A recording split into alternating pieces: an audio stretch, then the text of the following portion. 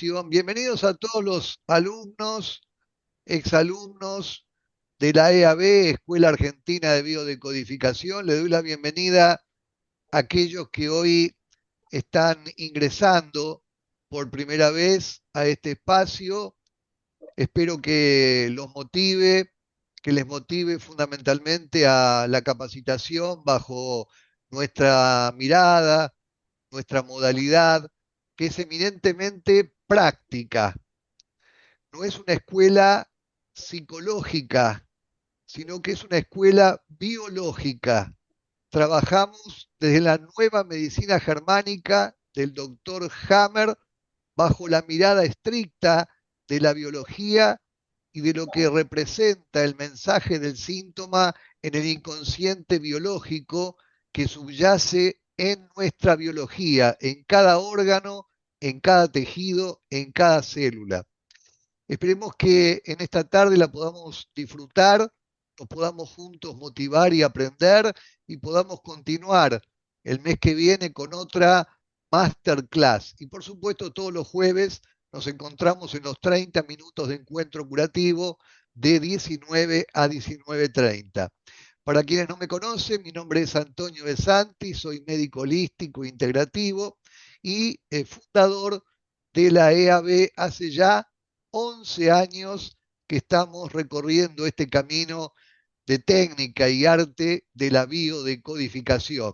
El título que otorgamos a aquellos que permanecen con nosotros los 9 módulos es de terapeuta holístico especializado en biodecodificación, con todo el aspecto práctico que pueda necesitar, con todo el acompañamiento en un campus virtual docente que estamos todos los días junto a vos, junto a cada alumno, en todas las necesidades para aprender juntos, para decodificar juntos. Una escuela eminentemente práctica y que da prioridad justamente al protocolo terapéutico para que además de aprender podamos aplicar en el día a día la biodecodificación. En esta oportunidad vamos a presentar a la profesora licenciada Laura Cecilia Martínez, que nos acompaña desde la fundación de esta Escuela Argentina de Biodecodificación, para dar un tema muy interesante que se titula Linfoma. El entorno me está ganando la batalla. La licenciada Laura Martínez es terapista ocupacional, trabajó en el Hospital de Niños Ricardo Gutiérrez y es especialista en psicogenealogía transgeneracional en nuestra EAB. Así que le damos la bienvenida a la licenciada Laura Decía Martínez. Bueno, el espacio es tuyo, Laura, muy buenas tardes. Así que queremos aprender juntos la biodecodificación, la psicogenealogía transgeneracional del linfoma. Muchas gracias por estar, te agradezco esta ponencia y adelante.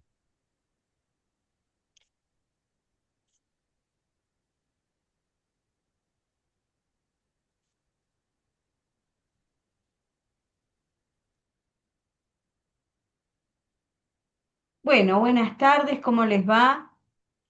Vamos a charlar un poquito hoy sobre un tema que es muy lindo para tratar, es muy lindo para vivenciar, para ver qué pasa con nuestros entornos y qué pasa con nuestras batallas. Hace años no se hablaba tanto de batallas, las batallas estaban en los libros de historia. Y yo empecé a escuchar la palabra batallar en evangelistas. Todas las personas, no todas, no obviamente, pero dentro del evangelismo se habla mucho sobre esta facultad de batallar, pero en un signo positivo, de poder no lidiar, sino batallar, hacerse cargo, poder ver donde hay un frente de batalla y poder poner la energía de la batalla en conseguir un propósito. Vamos a hablar del linfoma y vamos a ver que cada vez que hablemos de sangre, para cualquier tipo de patología, cada vez que nombremos sangre, sangre es lo mismo que hablar de identidad y es lo mismo que hablar de clan familiar. son dos cosas que van unidas de la mano. La sangre es lo que me da la filiación. Cuando hay dudas de la filiación de una persona, una gotita de sangre va a revelar quién es el padre, va a revelar a qué entorno, cuál es el entorno que me pertenece. Muchas veces no nos sentimos parte de nuestro entorno más allá de nuestra filiación. Estamos hablando desde un aspecto muy básico. La sangre nos está hablando de identidad y de filiación a un nivel básico. Vamos a ver después que vamos superando estos niveles y que podemos sentirnos hijos de personas que son nuestros padres y podemos sentirnos que pertenecemos a un clan que nos adopta y que no es nuestro clan de origen. El tema que hoy vamos a tratar es el tema del linfoma. Linfoma es una neoplasia que se origina en el tejido linfático, ganglios linfáticos y órganos relacionados con el sistema inmunológico y hematológico. Y bueno, esto lo armamos con el doctor De Santis y yo dije, bueno, ¿qué es neoplasia? Neoplasia es una enfermedad que tiene que ver con una alteración, con un crecimiento anormal de las células. Cada vez que hay un crecimiento anormal de las células, vamos a estar hablando de neoplasia. Es decir, que por alguna razón las células del tejido linfático empiezan a alterarse y esto va a dar origen al linfoma. El linfoma va a haber dos tipos de linfomas, no vamos a entrar en detalles, simplemente a título informativo tenemos el linfoma Hodgkin y el linfoma no Hodgkin. La diferencia entre los dos va a tener que ver con el tipo de célula, con el tipo de alteración en la célula, pero lo vamos a tener simplemente como para saber que hay dos tipos de linfoma que son diferentes, que tienen distinto pronóstico y distinta evolución. Los síntomas son fiebre, hinchazón de ganglios, sudor nocturno, falta de apetito, fatiga, tos, dolor abdominal, cefaleas, prurito y pérdida de peso. Y acá vamos a empezar con lo más rico, ¿no? El conflicto. El conflicto va a tener con una desvalorización profunda de ataque y defensa. Una desvalorización profunda. Esa gotita de sangre, esa personita que está dentro de ese clan, por alguna razón está siendo objeto de una desvalorización profunda o se siente desvalorizado profundamente porque pretenden cosas de él que él no puede dar y por eso lo culpan o porque lo están atacando. Es decir, hay un ataque constante y una necesidad de defenderse de ese ataque. Esto va a generar una desvalorización, esa gotita de sangre empieza a estar desvalorizada, empieza a sentirse que no vale nada. Y todo esto, como siempre que lo estamos viendo, es vivido en silencio. Esto a veces tarda tantísimos años en hacerse evidente. Tenemos un caso muy conocido en la familia que lo vimos crecer en un estado de desvalorización, no pudiendo ocupar su lugar, siendo este lugar usurpado. No me acordaba de este caso hasta ahora. No pudiendo ocupar su lugar, siendo este lugar usurpado por otro miembro de la familia. Y bueno, esto terminó detonando un problema en la sangre.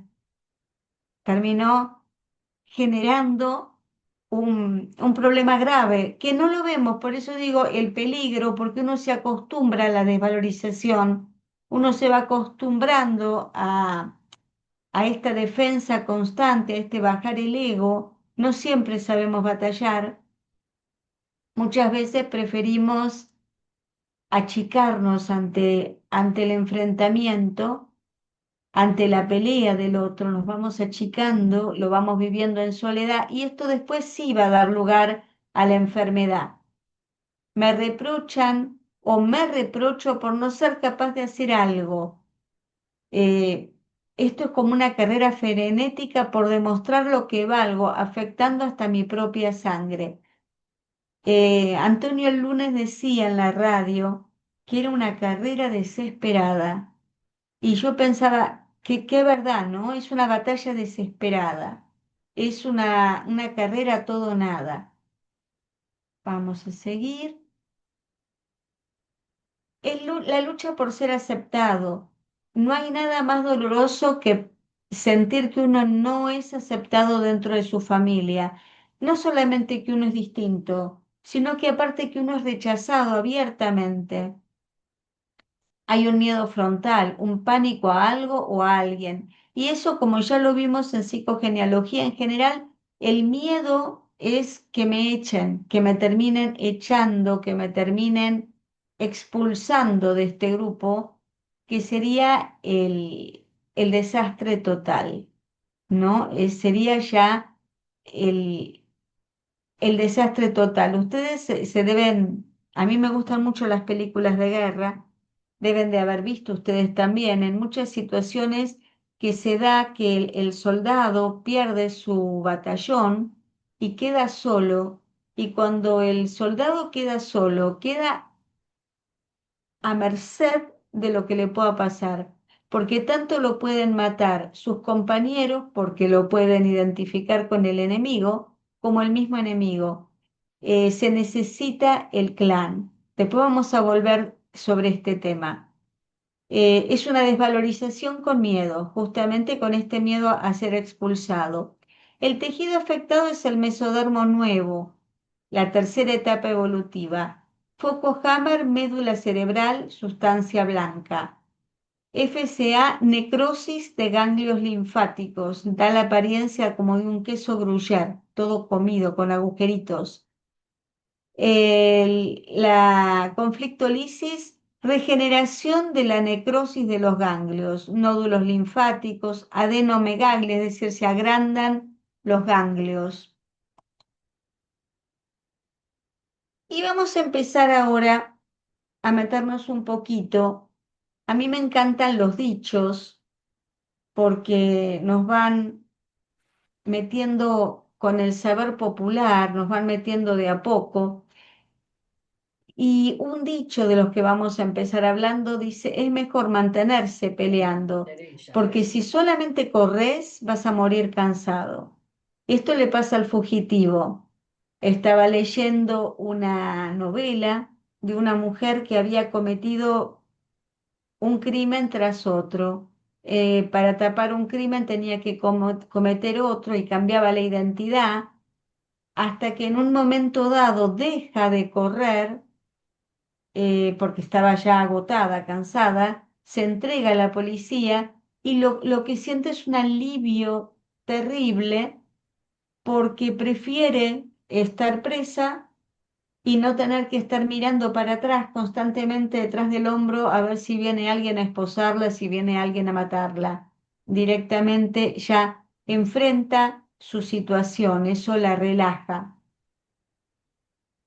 Esta sentencia de alguna manera es muy interesante. Dice, si conoces al enemigo y te conoces a ti mismo, no necesitas temer el resultado de 100 batallas, no de una, de 100 batallas. La importancia de conocernos a nosotros y conocernos a qué nos enfrentamos.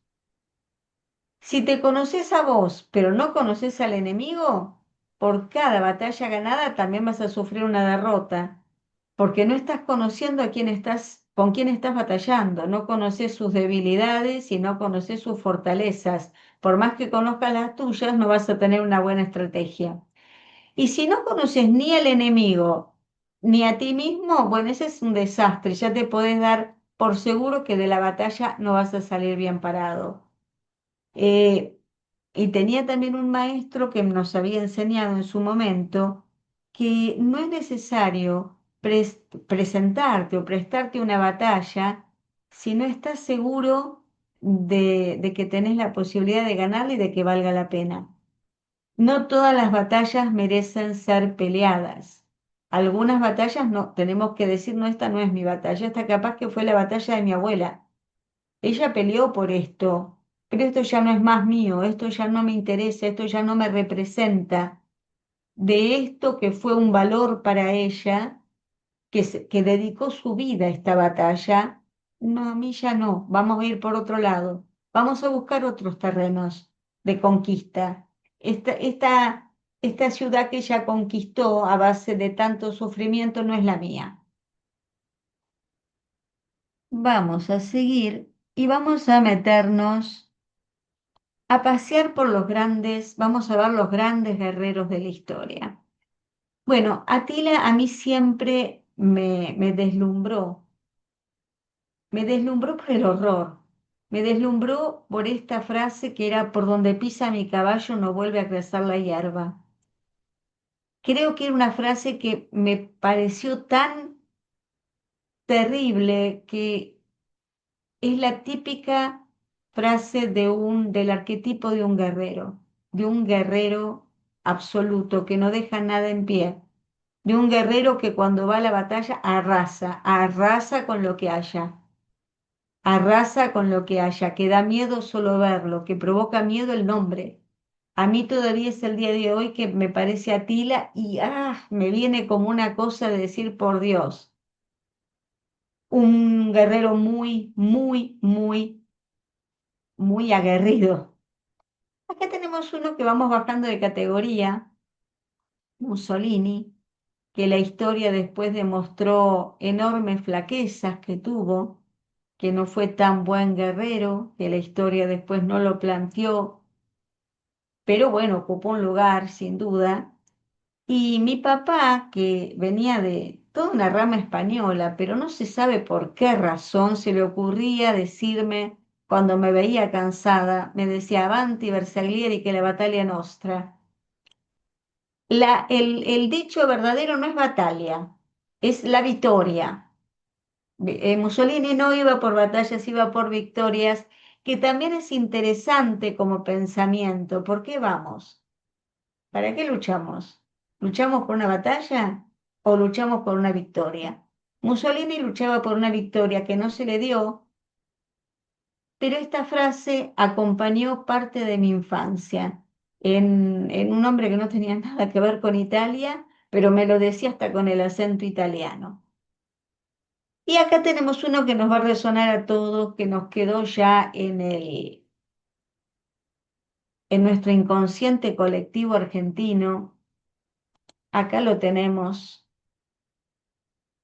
con esta frase que nos marcó y nos marcó: si quieren venir, que venga, les presentaremos batalla.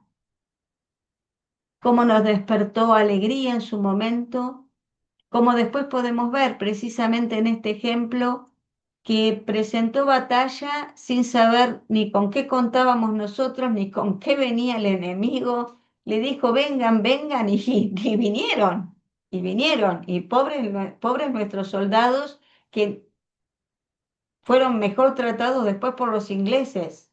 No tenían alimento, no tenían abrigo, pero vengan, vengan, vengan a qué. Este es un caso donde uno tiene que meditar la batalla, tiene que pensar la batalla, tiene que haber una estrategia, tiene que haber un pensamiento previo. No podemos tirarnos de cabeza a la batalla, salvo que seamos como Atila y que tengamos un poderío terrible. Y ahora por fin vamos a empezar a hablar de mitología, para hablar de el Dios. Ya directamente vamos a dejar a los humanos y nos vamos a meter con el dios Ares. El dios Ares es el dios de la guerra.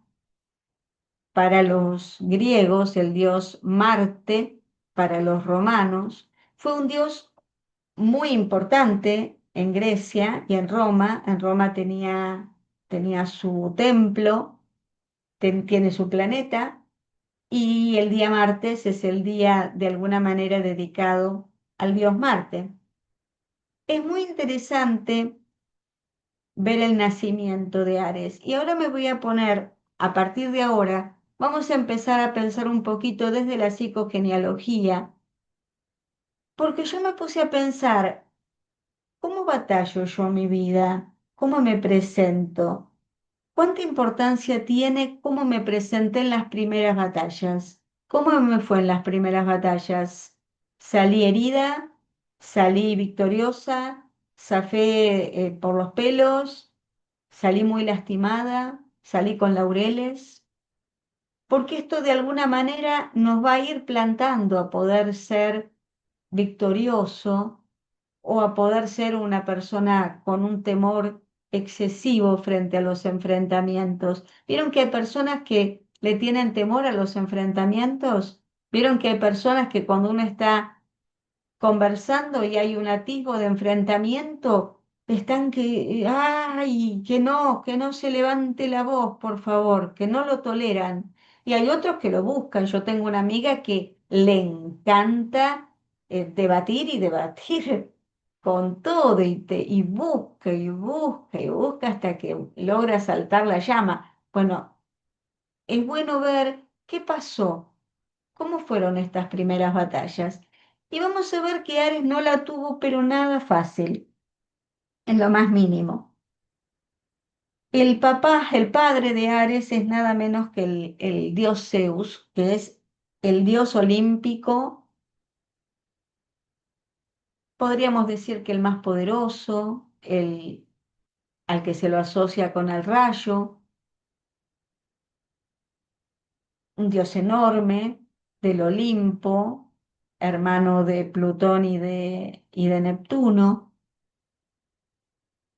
Como todo dios, ustedes saben que los dioses griegos hacen, hacen una vida humana, pero con facultades divinas.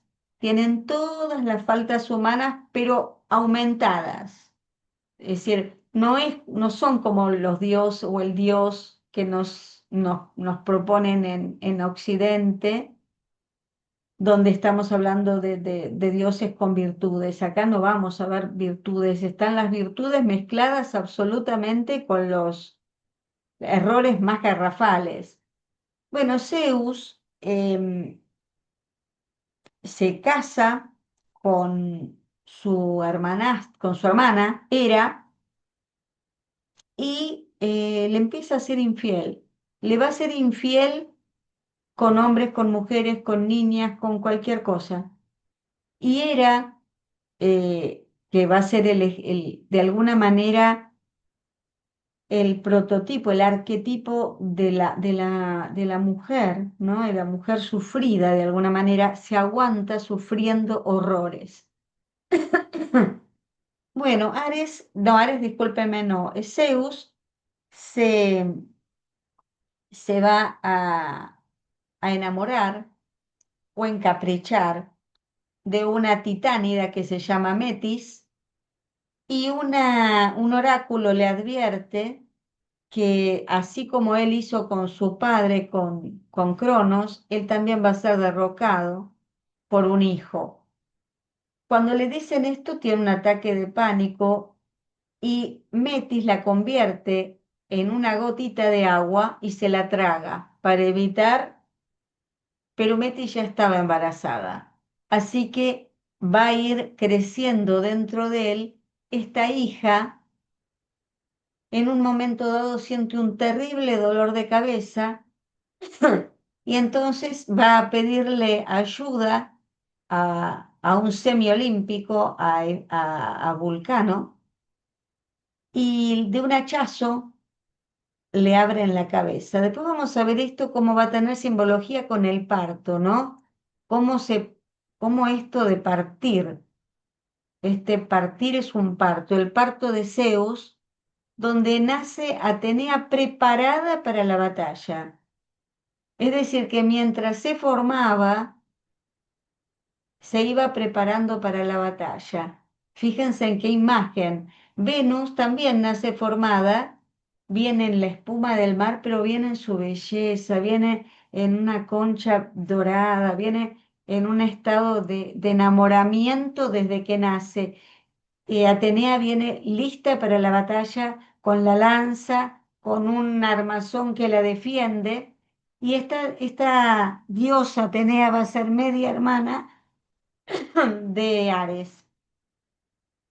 Volvemos para atrás. Cuando Ares ve, cuando Hera, la esposa de Zeus, ve que está está por venir una hija que le fue infiel Zeus, se va llorando al Olimpo, está desconsolada, se pasea y la ven unas ninfas de las flores y la llevan a un lugar, la consuelan, le dicen que se siente, que tome asiento, ella ve una flor hermosa, se sienta y queda embarazada de Ares, de una manera muy sutil, pero engañada. Es decir, que Ares fue producto absoluto de un engaño. Acá vamos a ver dos proyectos sentidos terribles, ¿no? Zeus queriendo matando a la madre de Atenea, y era no entendiendo qué había pasado, fruto de un desconcierto total. Cuando nace Ares, que obviamente nacen inmediatamente porque no tienen embarazo, o pueden nacer grandes. Es decir, la mitología griega es un misterio, es muy, muy rica para recrearla. Pero cuando nace Ares y lo ven que de muy chico ya se lo veía aguerrido, fuerte, y no se reconoce obviamente nada de ella en él. Entonces habla con Zeus y le plantea este problema y le dice, yo no lo voy a criar. Y Zeus dice, no, yo tampoco, no me interesa criar este chico. Entonces lo van a destinar a una zona un poco más alejada del Olimpo, donde había gente violenta, y lo ponen a ser cuidado por una nodriza enorme que se llama Tero. Y así él crece, repudiado por ambos padres. Zeus llega a decir eh, que les tiene compasión, que si no fuera por la compasión que le provoca a Ares, lo destruiría. Ares, cuando se enojaba, enviaba el rayo y eliminaba cualquier cosa que podía ofuscarlo, así como convirtió en una gotita de agua a su amante, tranquilamente lo podía haber matado a Ares si hubiera querido. Ares creció siendo absolutamente buscando pelea, buscando pelea. Ese era su oficio. Él buscaba pelea, cuando era chico buscaba pelea. Cuando fue más grande buscaba guerra, buscaba sangre, buscaba derramamiento de sangre. Cuando era más chico y buscaba pelea, se le ocurrió meterse con unos gigantes y arruinar la cosecha. A cambio de eso, como no estaba cuidado por los padres, estos gigantes lo agarraron y lo pusieron dentro de un recipiente de bronce, lo cerraron y lo mantuvieron 13 años, 13 meses, un año lunar encerrado. Y así estuvo porque Zeus ni se enteró, no le preocupó no saber que estaba el hijo dando vueltas, hasta que el hermano Mercurio, que siempre vamos a ver que Mercurio tiene esta cosa tan hermosa de estar entre uno y otro, entre uno y otro, tendiendo puentes, arreglando lo roto, tratando de mantener los vínculos que se van rompiendo. Esta magia de Mercurio hizo que lo pudiera sacar de este frasco y pudiera seguir su vida. Y bueno, desarrolló todas estas características que lo hicieron un dios de la guerra absolutamente ineficiente. Era un dios sanguinario, pero era muy torpe en la batalla, terriblemente torpe, peleaba y si bien tenía fuerza, no tenía inteligencia. Entonces, muchas veces Artemisa, a pesar de que tenía mucha menos fuerza que él, le ganaba. En una batalla le tiró una piedra enorme a la cabeza, le dio de lleno y lo dejó lastimado. Y vamos a encontrar muchas de las fallas de Marte. Uno pensaba, no era Atila. Yo creo que Atila no se equivocaba, debía de ser muy difícil que se equivocara Atila. En cambio, Marte muchísimos errores cometió, igual que el padre también tuvo muchísimos amantes y tuvo muchísimos hijos, y me impresiona que los hijos que incluso lo acompañaban a la batalla, me impresiona, él venía a la batalla y venía precedido por los hijos que tuvo con Afrodita, que era Fobos, que significaba miedo, y Deimos, que significaba terror, y Eris, que significaba conflicto. Es decir, ¿qué hijos da la guerra? Miedo, terror, conflicto. Y a la vez, ¿qué se necesita para ir a la guerra? Miedo, terror, conflicto. Si no tenemos estos tres, la guerra tampoco surte efecto. A mí me encantaba una novela mexicana, me encantaba, y cuando había una situación que se generaba, había una mujer más grande, ¿no? Que decía, dame coraje. Dame coraje. Cuando algo la empezaba a sublevar, dame coraje. Y yo a veces se lo digo también a Antonio, coraje, coraje para emprenderla, coraje para desatarla, coraje para avasallar, coraje para lanzarme, porque ese coraje se necesita, por eso él iba con el coraje y si no ibas con coraje no puedes ir a una guerra. Por eso se arenga a los soldados. ¿Para qué se los arenga a los soldados? A los soldados no se les pone una marcha fúnebre para que huyan. A los soldados se los arenga para que vayan a la victoria. Bien, los animales, vamos a ver para terminar con Marte y para que les quede bien claro y bien resumidito, el animal asociado a Marte es el jabalí, que es un animal que ve poco, se lanza de lleno. Es un animal muy pesado, corre veloz, con los cuernos y con los colmillos mata, va a matar y en eso va a ser eficiente. Y el otro animal que se lo va a asociar a Marte es el buitre. ¿Por qué? Porque hasta lo que va a disfrutar, hasta comiendo de su hazaña de guerra. Hasta ese nivel llega. No así Atenea. Atenea, vamos a ver que era una diosa que si bien era de batalla, tenía estrategia, era de una batalla, pero cuando la batalla era justa, si no tampoco se metía, era inteligente en la guerra, y el animal que la preside, que también no es esto, me estoy adelantando, no lo encuentro, acá lo tenemos. Es muy también interesante porque encontramos el gallo, que sería el clarinete. ¿Vieron el clarinete previo a la batalla? Donde se incentiva a los soldados en la hora de la lucha, es el gallo, que está anunciando que es el momento. Y después tenemos el búho o la lechuza, que desde lo alto mira, desde lo alto mira, antes de lanzarse, mira para dirigir. Por eso era una excelente estratega. Ella sabía cómo dirigir una batalla. Vimos este tema de que nacía de esta manera, por un golpe de hacha. Milagrosamente no la lastiman, como tiene que ocurrir en la mitología.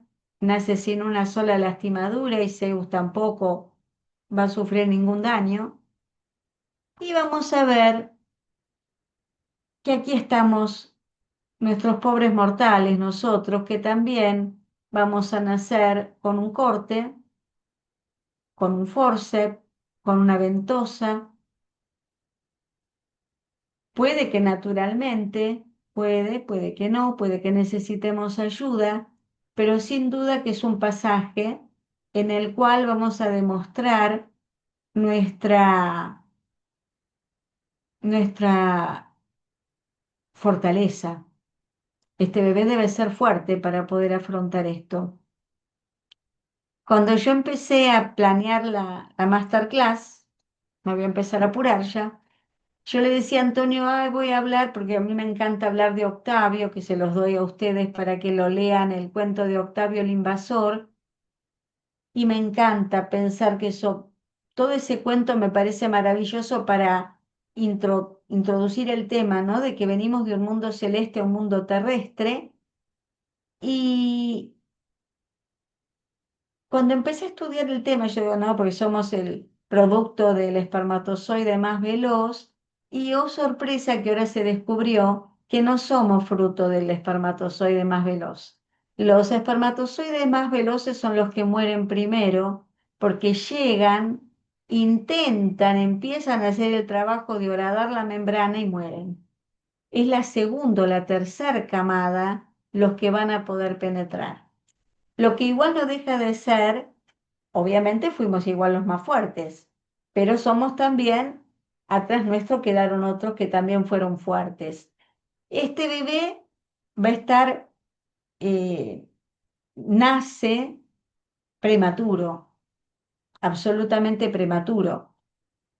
No para nosotros, digamos, no para la raza, para la especie humana, pero en realidad si estés expuesto a todo tipo de peligro y no podría sobrevivir si no tuviera un montón de situaciones que lo tienen que ir acompañando para asegurarle la supervivencia. El otro día mirábamos con Antonio un programa que nos encanta ver de animales y es muy interesante ver la manada de elefantes. Cuando la elefanta va a parir, todos los elefantes la cubren, me refiero a hacer un círculo. El parto tiene que ser lo más rápido posible, es decir, que todo el trabajo de parto lo hace caminando prácticamente para parir. El elefantito cae y tiene minutos para pararse y seguir caminando. De eso depende que viva o muera, porque pone en riesgo a todo el clan.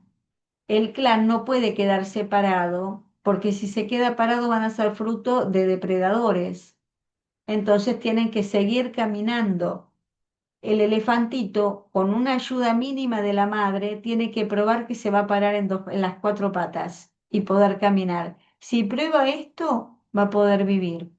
Y es poco tiempo el que le va a dar el clan, si no lo van a tener que abandonar, porque es el clan o el elefantito. Y obviamente el clan va a defender al elefantito, por eso lo rodean todos, pero no se puede poner en peligro el clan.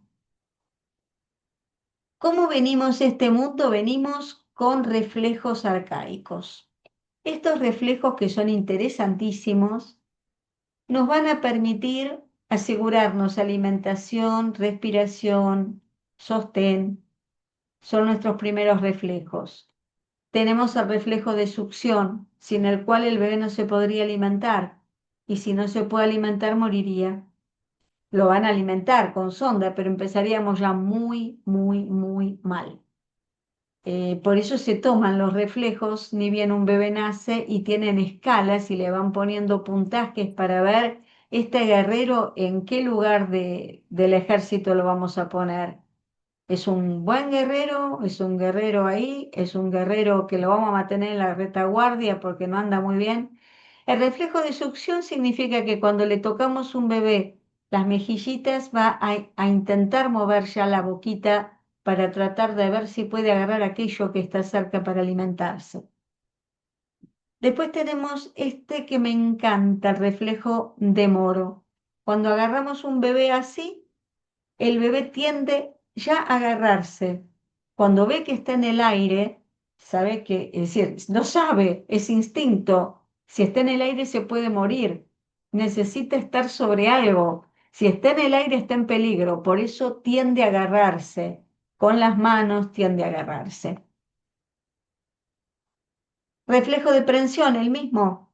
Uno le pone un dedito que nos encanta cuando vemos un bebé, por lo menos a mí me encanta poner el dedo y ver que nos agarra fuerte, nos encanta. Bueno, es lo mismo, reflejo de prensión. Tenemos otro reflejo que no lo puse, que uno pone un bebé con paradito, recién nacido, y va a intentar mover las patitas, mueve las piernitas como si fuera que si quisiera ya empezar a ganar terreno, tiene ya ese instinto. Y acá tenemos la primera batalla lograda, que es una importante batalla, que es ganarle a la gravedad. Cuando empezamos a ganarle a la gravedad, cuando empezamos a ganarle estas primeras batallas, en realidad son día a día las batallas, cada logro es una batallita que vamos tachando, donde el bebé la saltea, es como un caballito que va saltando, saltando, saltando, y venimos bien. Eh, y nos va a ir mostrando esta fortaleza de carácter.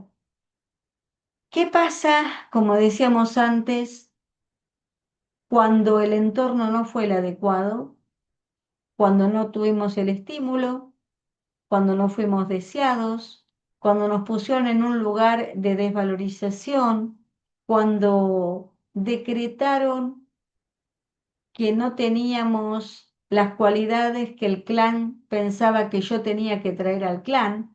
El clan puede pensar que se necesitaba belleza, no la traje, que se necesitaba destreza, no la traje.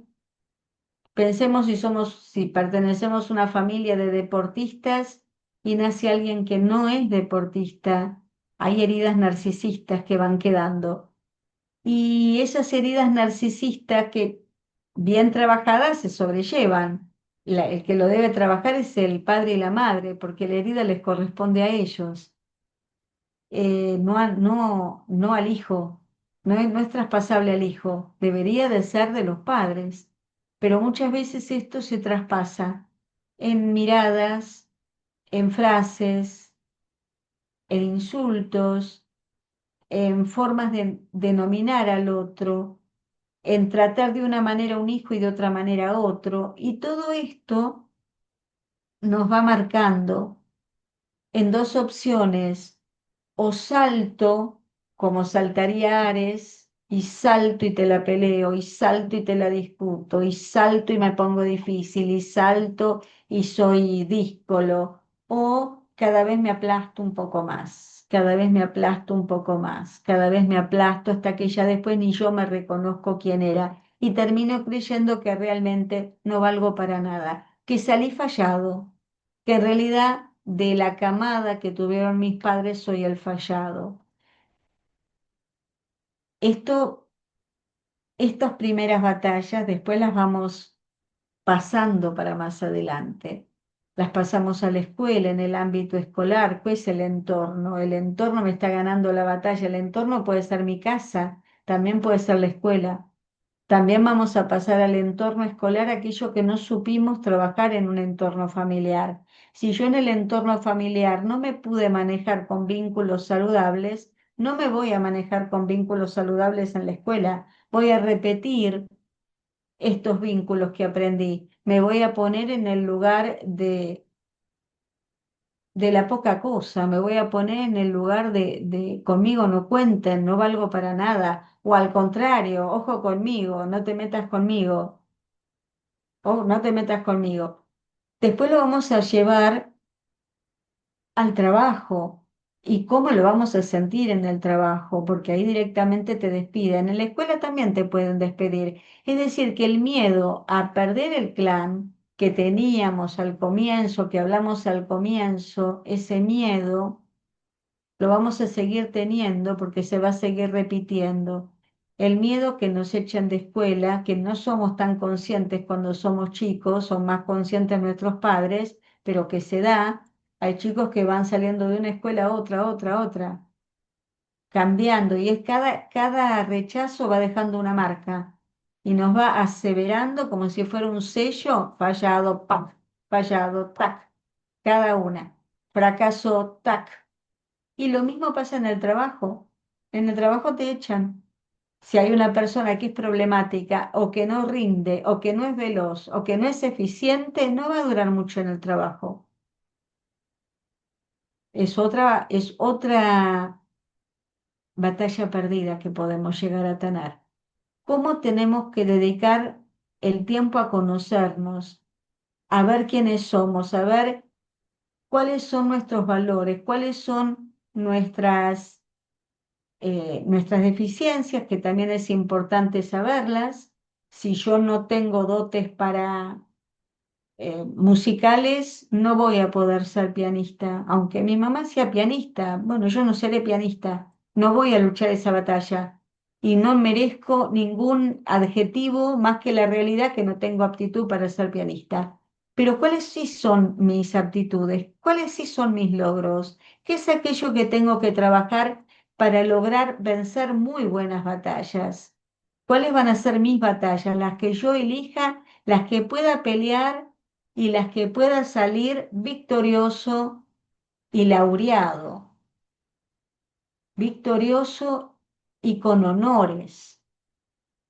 Eso es lo importante, que cada uno de nosotros tiene que aprender a conocer. No sé si hay preguntas. Estamos con el tiempo justito. Creo que les dije más o menos todo lo que les quería contar. Hay mucho más para hablar, pero creo que el tema está redondeado. No sé si... no, no, no me doy cuenta si hay preguntas o no porque no veo si hay chat. No me doy cuenta. Pero bueno, creo que esto es un poco lo que les quería dar, lo que les quería resumir. Básicamente pensar que las batallas que hemos vivido nos predispusieron a las batallas que siguieron, que las podemos dar vuelta, las batallas se dan vuelta. Las batallas, eso es muy lindo de la batalla, las batallas que uno cree que van perdiendo, uno hace así, con una buena estrategia y podemos seguir, cambiar un resultado, podemos cambiar el lugar de la batalla, podemos cambiar las armas de guerra, podemos volvernos unos buenos batalladores y ver con qué contamos para presentarnos a la batalla y con qué objetivo, qué queremos lograr. Todo eso nos lo tenemos que plantear porque cada uno de nosotros peleó batallas. Somos guerreros con muchos años en el clan de haber vivido muchas guerras, de todo tipo de guerras. Muchos somos nietos o bisnietos de guerreros de verdad, de personas que han vivido la Segunda Guerra, que han vivido la Guerra Civil en España, que han vivido la Segunda Guerra Mundial, que han vivido Malvinas. Hay muchas personas que ya tienen genéticamente este gen que hay que controlar. Eh, con esto me quiero despedir. Hubo un caso que me impresionó, por eso uno tiene que conocerse, porque no podemos ser Ares por la vida, tenemos que ser cuidadosos, sobre todo cuando tenemos el espíritu del guerrero, si lo tenemos a flor de piel. Un hombre sintió ruidos a la madrugada, dio por hecho que habían entrado ladrones, se levantó con el arma, tiró y ahí mató a su nieto, que estaba volviendo de una fiesta. Así que, qué cuidado tenemos que tener, qué cuidado, cómo nos tenemos que conocer a fondo y antes de la batalla conocernos. Así que bueno, les Acá no, dejo, acá nos llega en el chat, Laura, una pregunta de Ricardo que sí. dice cómo saber o cómo poder elegir nuestra batalla, cómo reconocer cuál es nuestra batalla, o algo así, Ricardo. Si no es así lo que te estoy Ah, diciendo, corregime vos. pero Ricardo lo sabe. Yo le voy a contestar igual, le mando un saludo a Ricardo, que lo estoy mirando, pero Ricardo lo sabe. Cada uno de nosotros con un poco de análisis sabemos cuáles son nuestras batallas. Son los lugares que nos gustaría ir, que nos gustaría conquistar y que por alguna razón no podemos, que nos cuesta aquellas cosas que queremos alcanzar y no podemos y se nos niegan. Y esos son lugares de batalla, por ejemplo, o lugares de batalla son situaciones que caemos recurrentemente y no queremos caer y que tenemos que poder eliminar de nuestra vida como debilidades. Entonces, bueno, hay muchas batallas. Hay batallas lindas de lograr cosas que nos gustan, hay batallas internas de poder trabajar con cosas para superarnos, Yo creo que la superación es un campo de batalla magnífico. Y después cada uno, bueno, tiene que ir viendo cuál es el campo de batalla de cada uno, ¿no? Y yo les cuento rápido uno mío. A mí, yo pensaba que no me gustaba hablar, ¿no? Entonces yo siempre le decía a Antonio, no me des ninguna charla, yo no puedo hablar, yo no puedo hablar. Y en Y ese ahora hay que momento yo cortar, estaba, ¿eh? ahora hay que cortarte. Ya, ya, para eso, ya estoy mirando, yo voy en horario, no se preocupen. Y entonces estaba en terapia y yo le, tal cual ahora le digo a la psicóloga, no, porque a mí no me gusta hablar. Y ella me se queda hablando, me mira, me dice, hace 50 minutos que estás hablando. Hace 50 minutos, yo creo que sí te gusta hablar. A partir de ese comentario dije, me encanta, así no tengo ningún problema, me gusta mucho hablar. Esa fue una batalla que con una mínima cuota de luz que me pusieron, dije, listo, tachada de la lista. Otras no, otras nos cuestan mucho, otras nos van a acompañar mucho tiempo, pero bueno, ese es el desafío de vivir. Bueno, si te parece, llegué en Bueno, horario, perfecto. muchas No, por favor. gracias, Laura, por esta ponencia. Aplauso ahí, excelente. Realmente nos Muchas, ha sido muy útil a todos. Autodisciplina y coraje para sobreponernos a nuestra batalla. Gracias, Laura, por lo didáctico. Bueno, muchas gracias por el gracias a todos. mensaje, Liliana. Gracias a todos los que están aquí. Y bueno, eh, los invito a motivarse a partir de esta ponencia para que puedan participar los días lunes de 9 a 10 de la mañana en nuestro programa clásico ya en la M830 Radio del Pueblo, que es Vuelo Azul el otro camino. Los días jueves, 30 minutos de encuentro curativo por Facebook Live para todos aquellos que quieran ingresar. Es muy sencillo, simplemente ingresar a través de Facebook y de todos aquellos que quieran de alguna manera formar parte de la EAB, no de alguna manera, sino estudiar con nosotros. Bueno, ahí está la página terapeuta holística